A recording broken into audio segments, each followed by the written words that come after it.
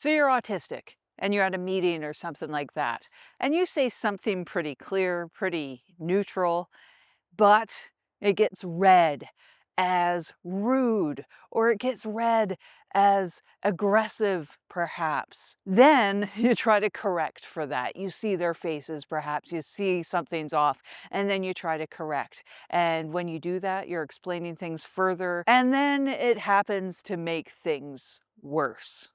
Why does this keep happening? It's commonly brought up in our autistic communities as something that happens to us quite often. And there's an idea behind this. It's called the double empathy problem or the double empathy gap. And this means that the misread cues are actually happening on both sides. We're not the problem. The problem is the communication difference. Now, this thing where we say something pretty plain, pretty factual, it doesn't carry any sort of subtext or anything to us, but it gets read as rude or hostile or whatever, whatever is happening.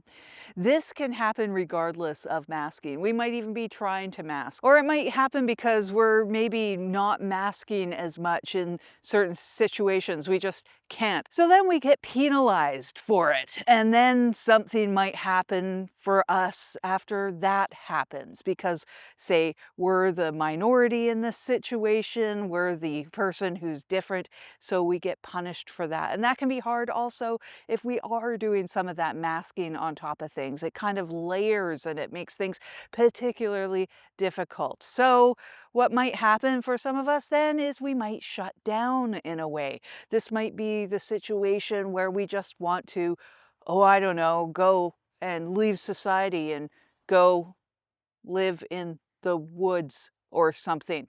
I've literally done that. I've moved out of society pretty much and I live in the woods now. So this is the double empathy gap, the double empathy problem, or one part of it happening. But it is primarily referring to our communication differences. So this is our social cues, it's our tone, it's our volume, it's all these things that we might try to use masking for to fit in when we have to. But what the studies found is when they put autistic people together to communicate, that communication worked. It was fine. And when they put non-autistic people together in a group, their communication worked well. Everybody understood each other in both of these groups. But when they mixed the groups together, so it was blended neurotypes, autistic people, not autistic people, then they found that the communication broke down. So that's what's happening here is we have two different styles of communication, from social cues to tone of voice, all that kind of thing. And there are different things being labeled on those cues, and that's what causes the communication breakdown. And so what's important to notice here is that autistic people don't have a social communication deficit. The deficit only happens when we mix the neurotypes together. So a non-autistic person has just as much of a deficit when they're trying to communicate with us. So what do we do? That's the question. And the right answer is going to differ depending on where we are, who we're with, who we are, all that kind of thing. But one approach that you might want to consider and see if it's even possible is only spending that extra effort of communication when it's going to make a difference, when it's going to benefit us, when it actually changes the outcome of that situation. And this is because over-explaining doesn't always help the situation. It's that thing where it can actually make things worse. And over-explaining or explaining at all can be very expensive. This is a difficult thing to do. It's going to exhaust us. We might be masking on top of it. If we have to do this a lot, it might lead to burnout, all sorts of things that are not helpful for us. So it's sort of recognizing these situations, recognizing what's going on, knowing that we're not the problem, knowing that it's the empathy gap that's the issue at play, and then making decisions that help us as much as possible. We get to choose the relationships and choose the situations where we can kind of put that effort. So we might have to put in the effort, say, in a work situation situation, some work that we have to keep, that we might not be able to go elsewhere to work, and maybe let go of situations where explaining isn't going to make a difference to us in the end, so we can let go of those situations and kind of save the energy for the times that we might actually need to do so for whatever reason. So we're choosing where to invest our time. And then with safer people, we might be able to explain what our tone is like. We might be able to explain this empathy gap to them and explain that maybe our tone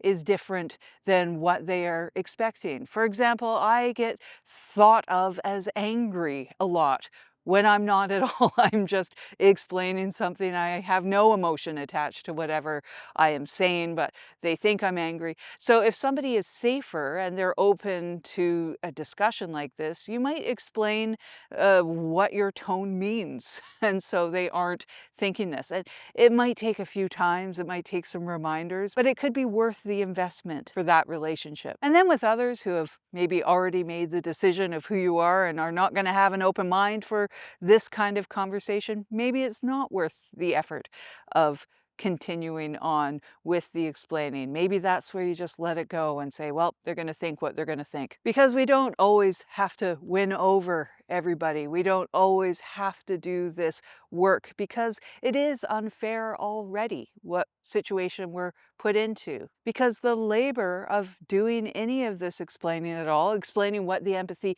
gap is at all, oftentimes falls on our shoulders, always, even though we're only half of the equation. So we're already expending a lot of extra labor that we shouldn't have to. This isn't right.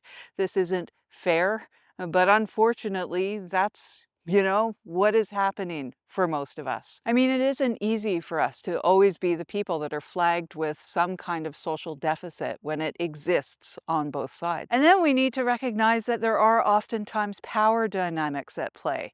There are situations, say our living situations, if you have a landlord, or that work situation where you might have a boss, where there realistically probably won't be any meeting in the middle for any of this. And that's where we might want to save up this effort to kind of try to work things out a little bit more. And also there's race and gender dynamics to consider here, where a lot of times something that somebody says in a certain way that is labeled as maybe they're very direct or powerful or quirky, say if you're a white man. But if you're a person who's racialized, or if you're, a woman or AFAB, you're going to be labeled as rude or hostile in these situations. So this unequal punishment is also part of the picture and part of the reality that we're dealing with. So you're allowed to be clear whenever possible, whenever it is safe for you, and absolutely believe that we are not the problem because we aren't. We don't have a deficit. We don't have a problem in this way, in this social construct, at least. And because this episode is only a short nutshell size about the empathy gap, I'll put some links in the description if you're interested in learning more about this. For me, I'm choosing to be more direct and speak the way that I authentically do speak as an autistic person in the situations where I can do so safely, or a little bit safer. It's never completely safe. And this is Wired Divergent. I'm Jen deHaan. There are more resources on my website at jendehaan.com. There's a newsletter. I also have a library of resources, which are free guided nervous system regulation practices. There's no gate, there's no email needed, nothing. They're just free on the website if you would like them. Bye for now.